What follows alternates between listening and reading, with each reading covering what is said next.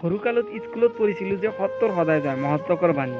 তেতিয়া শিক্ষকে মানে মহৎলোকৰ বাণী ক'বলৈ দিছিল, কৈছিলোঁ যে সত্যৰ সদায় জয়। কিন্তু এতিয়া যি পৃথিৱী, এই পৃথিৱীত মই যিখিনি এক্সপিৰিয়েঞ্চ কৰিছোঁ তাৰ পৰা মই এইটো ক'ব পাৰোঁ যে সত্যৰ সদায় জয় আগতে হৈছিল, এতিয়া আৰু নহয়। আগতে যেতিয়া মহাভাৰত যুদ্ধ হৈছিল, ৰামায়ণ হৈছিল আৰু যিসকলৰ ধৰ্মমতে যি যি কাহিনী আছিল সকলোতে সত্যৰ সদায় জয় হৈছিল। কিন্তু এতিয়া যি পৰিস্থিতি, যি পৃথিৱী, এই পৃথিৱীত সত্যৰ জয় হোৱাটো টান হৈ গৈছে। কাৰণ এই পৃথিৱীত 90% মানুহে বেয়াৰ লগত জড়িত হৈ আছে আৰু যি 10% মানুহ ভাল আছে সেইখিনি আৰু কি কৰিব? সেই 90% মানুহৰ তলত পৰি সেইবিলাকৰ বেয়াৰ পথত গৈ আছে।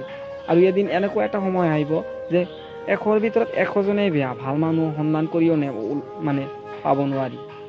এনে পৰিস্থিতি আহিলে আমালোকৰ ধ্বংসটো অবিসম্ভাৱী হৈ যাব।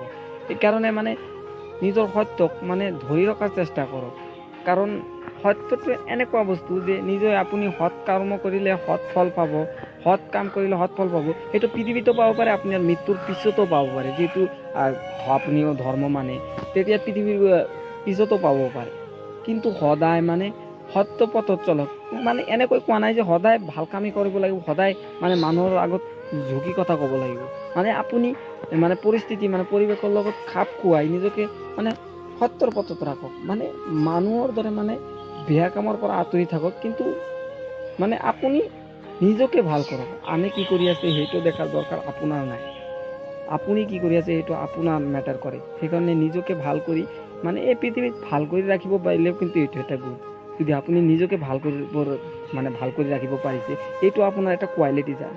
আপুনি ইমান ভিৰৰ মাজতো মানে ইমান বেয়া মানুহৰ মাজতো এজন ভাল মানুহ, এইটো আপোনাৰ এটা কোৱালিটি, এইটো আপোনাৰ একটা বিশেষত্ব। আৰু এই বিশেষত্বটো ধৰি ৰাখক, তেতিয়া জীৱনত সফলতা আহিব আৰু যা লাগে আহিব।